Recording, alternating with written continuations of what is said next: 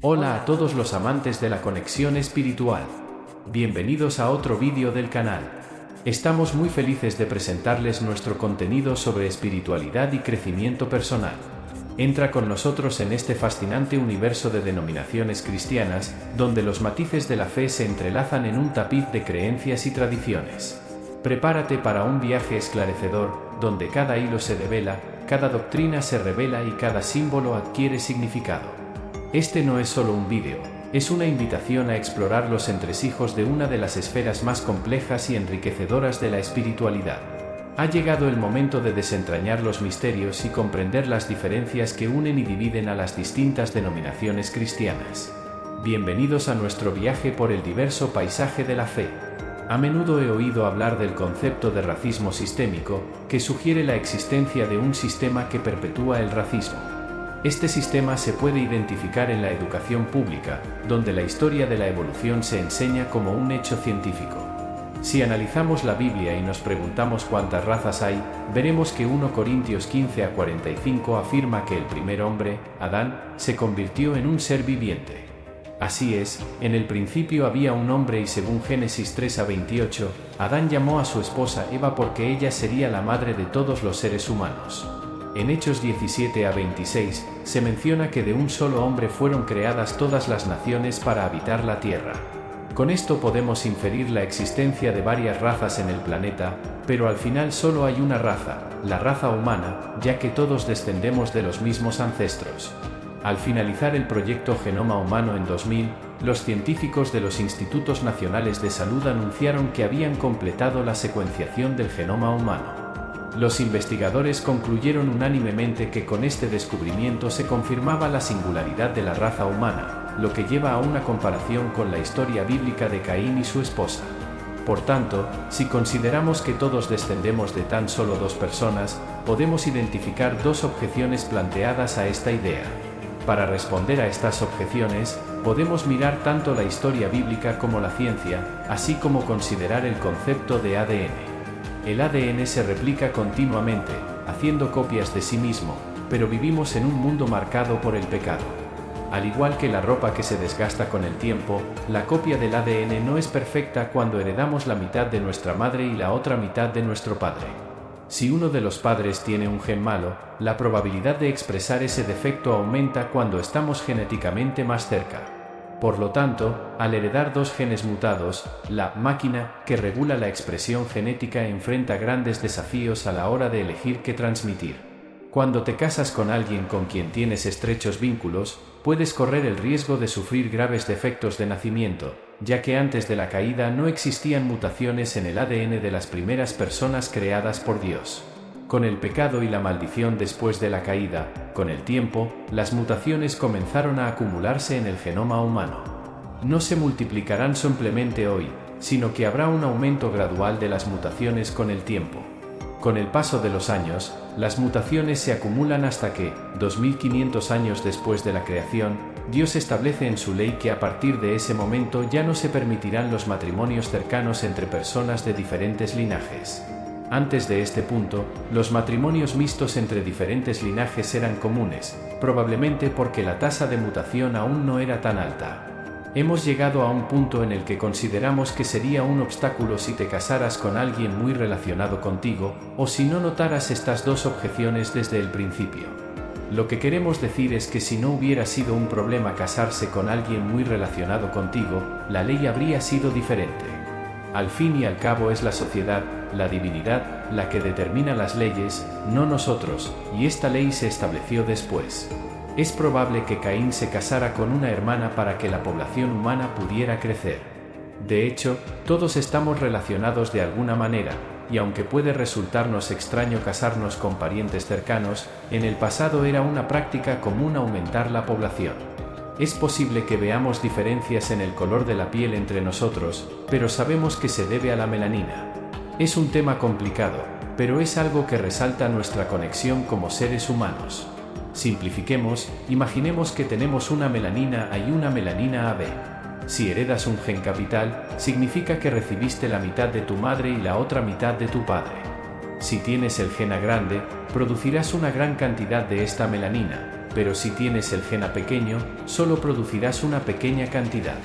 Esto también se aplica a los tipos A o B. Cuando empieces a considerar posibles combinaciones, verás cómo se pueden conseguir diferentes tonos de piel. Si imaginamos cómo habrían sido Adán y Eva, podríamos concluir que probablemente habrían tenido un tono de piel marrón medio debido a un equilibrio igual de una amplia gama de colores. Podrían considerarse como la familia del arco iris. En el artículo del Daily Mail que vi, está claro que el padre tiene la piel muy oscura y la madre tiene la piel muy clara. Al observar al niño, podemos notar un gradiente de tonos de piel, que van de claro a oscuro y de oscuro a claro.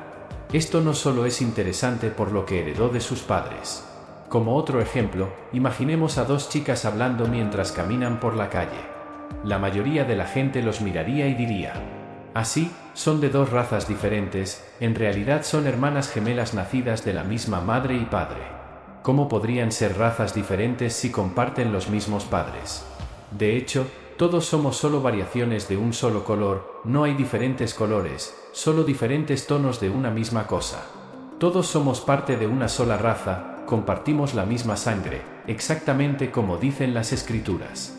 Si eres un creacionista bíblico y sigues una línea de pensamiento lógico, no es coherente ser racista. Discriminar a alguien por características como el color de la piel no está en consonancia con el mensaje unificador de la palabra de Dios. Además, la raza no se limita solo al color de la piel, sino que también incluye diferentes características físicas que pueden variar entre personas. Es interesante notar que, en diferentes grupos de personas alrededor del mundo, ocasionalmente podemos encontrar combinaciones únicas. Por ejemplo, en esta situación podemos identificar a una dama africana con rasgos asiáticos, lo cual resulta inesperado y fascinante. El racismo no tiene base en la Biblia ni en la realidad, pero encontramos grupos específicos de personas en todo el mundo. La Biblia nos da una explicación sobre esto en el libro de Génesis 11, mencionando la Torre de Babel, donde los pueblos tenían un solo idioma y habla, pero al dispersarse se asentaron en diferentes regiones, lo que pudo haber llevado al surgimiento de diferentes grupos étnicos. En este momento de la historia, todos hablaban el mismo idioma. En Génesis 11:4 se dice que decidieron construir una ciudad con una torre que llegara hasta el cielo, con el objetivo de hacerse famosos y evitar ser esparcidos por toda la tierra. Una vez más, vemos una desobediencia a la voluntad de Dios, descrita en el libro del Génesis 11:5-7. Dios observó la ciudad y la torre que los hombres estaban construyendo y decidió actuar. Al reconocer que, si permanecían unidos y hablaban el mismo idioma, podrían lograr cualquier objetivo, Dios decidió confundir sus idiomas para que ya no pudieran entenderse. Así, los dispersó por todo el país e interrumpió la construcción de la ciudad, que pasó a ser conocida como Babel, en referencia a la confusión lingüística provocada por el Señor. A partir de ese momento, Dios los dispersó por todo el mundo, haciendo que cada grupo de personas hablara un idioma diferente. Esto significa que si solo pudieras comunicarte con un determinado grupo de personas, probablemente te casarías con alguien de ese mismo grupo lingüístico. Es una consecuencia natural de la diversidad de lenguas impuesta por el Señor. Los investigadores entienden que al separar un gran grupo de criaturas que se cruzan libremente de alguna forma geográfica o de otro tipo, en este grupo comienzan a desarrollarse características físicas específicas debido a la imposibilidad de reproducción interna y la consiguiente limitación de la variación genética. Entonces, cuando analizamos la aplicación de la historia de la Torre de Babel, podemos ver que a medida que los idiomas se diversificaron y las personas comenzaron a viajar por el mundo, surgieron características específicas que explican los diferentes grupos de personas. No se trata de razas diferentes, sino variaciones dentro de una misma raza humana. Así como vemos variación entre perros de distintas razas, todos los humanos somos de la misma raza, con variaciones. No estoy sugiriendo que se compare a las personas con los perros, pero todos los seres vivos tienen variaciones. Por ejemplo, en el fútbol europeo, cuando las cámaras enfocan a la multitud y un jugador de piel oscura corre por el campo, a veces algunos fanáticos blancos hacen gestos racistas, como imitar sonidos de monos. ¿De dónde viene esta actitud racista? En el punto en que la piel oscura está densamente cubierta de pelo, los monos se transforman en caucásicos negros, y estos se transforman en blancos. Cuanto más abajo estés en este espectro, menos evolucionado se te considerará. Este concepto es profundamente racista y es algo que los niños occidentales a menudo ven promovido. Incluso renombrados expertos en evolución, como Stephen J. Gould, reconocen que los argumentos biológicos racistas se han intensificado tras la aceptación de la teoría de la evolución. Reconoció que al mencionar el año 1859 se refería a la publicación de El origen de las especies, de Darwin, donde abordaba la ley de la selección natural y la supervivencia del más fuerte. Aunque no ahondó en los orígenes humanos, dejó entrever que en el futuro se arrojaría luz sobre la historia del hombre. Posteriormente escribió el libro El origen del hombre, en el que explora la evolución humana. Predijo que en un futuro próximo, las razas civilizadas del hombre probablemente exterminarán y reemplazarán a las razas salvajes, incluidos los simios antropomórficos. La distancia entre el hombre y sus aliados más cercanos será aún mayor, y algunos monos serán tan diferentes de nosotros como un babuino. Comenzó a clasificar las cosas de forma discriminatoria, colocando en una categoría a los monos, seguidos de los monos que se parecen a las personas, los negros y los caucásicos, estableciendo una jerarquía racial a lo largo de la evolución, y esta idea fue poco a poco incorporada a la ciencia.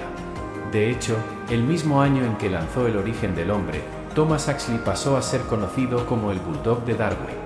Defendió el darwinismo como ateo y afirmó que ningún individuo racional, consciente de los hechos, cree que el hombre negro promedio es igual, o incluso menos superior, al hombre blanco. Huxley describió a los blancos como personas con un cerebro más grande y una mandíbula más pequeña, argumentando que habían abandonado la autoridad de la palabra de Dios. Esto, según él, inició esta visión racista que empezamos a ver. Se trata de un hombre que fue colocado en un zoológico de Estados Unidos como un supuesto eslabón perdido, como se describe en un artículo científico de 1907 en Scientific American. Se le ha comparado con los pigmeos del Congo, descritos como pequeñas criaturas élficas. A partir de 1914, los libros de texto de biología comenzaron a describir las razas humanas a una escala más amplia. En este país, este libro de biología es muy utilizado en el sistema educativo y en él se describen 5 categorías de razas: etíope, malaya, americana, india, mongol y la más superior de todas, la caucásica, representada por los europeos blancos y habitantes americanos. Hay vídeos en YouTube que muestran propaganda nazi asociada a estas ideas racistas y que fueron utilizadas durante el Holocausto. En este vídeo se mencionó que los seres vivos débiles están condenados a perecer en la naturaleza y que la humanidad ha pecado contra la ley de la selección natural al permitir que se multiplique vida indigna de vida. También se mostraron acciones crueles y prejuiciosas contra judíos con discapacidad mental, con el objetivo de compararlos con alimañas que es necesario eliminar. Si bien no estoy afirmando que la evolución sea la causa subyacente de esto, la verdadera raíz del problema, amigos, es el pecado. La humanidad pecadora busca malas excusas para justificar su comportamiento pecaminoso. A menudo escucho sobre el concepto de racismo sistémico, que se refiere a un sistema que promueve el racismo. Un ejemplo de esto es el sistema de educación pública, que a menudo enseña la historia de la evolución como un hecho científico. En el libro de Génesis 1-27 está escrito que Dios creó al ser humano a su semejanza, varón y hembra los creó. Por lo tanto, todos nosotros, como parte de la raza humana, llevamos esta imagen de Dios. Desafortunadamente, el ateísmo se está volviendo más común en muchas culturas del mundo, incluido Canadá, debido a su influencia constante en la mente de las personas. De hecho, en 2004 se estrenó una serie de crítica a la religión titulada Testando Dies.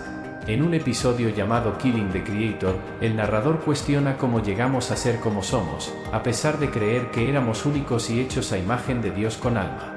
Actualmente, la teoría de la evolución sugiere que somos resultado de la selección natural, descendientes de bacterias primitivas y no creados por Dios.